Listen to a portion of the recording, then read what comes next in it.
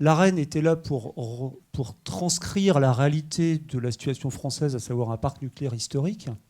Or, chacun sait autour de la table qu'en 2025, la situation de ce point de vue-là n'aura pas fondamentalement changé. Le parc historique sera toujours là. Est-ce que ça sera 77% comme aujourd'hui, ou 75 ou 79? On ne sait pas, mais enfin, l'ordre de grandeur sera... Dans la loi, c'est 50. Hein. Oui, oui, je sais, mais on pense tous la même chose de cet aspect-là de la loi, je pense.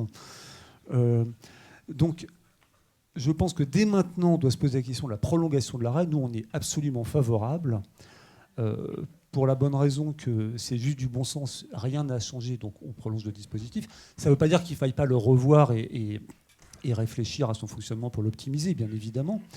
Mais on a tous besoin de visibilité, EDF, les consommateurs, les fournisseurs alternatifs. C'est ce qui nous a manqué beaucoup depuis 15 ans. Donc si pour une fois, on pouvait 10 ans en avance se poser la question de la prolongation de l'Arenh, ne pas être dogmatique et réfléchir sereinement, ça nous changerait. Vous visez qui, là, quand vous dites ne pas être dogmatique, hein?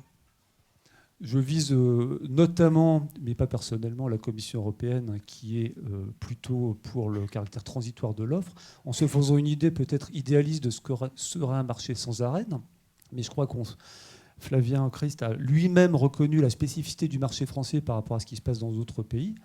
Qui dit spécificité du marché français, dit spécificité des dispositifs qui vont avec.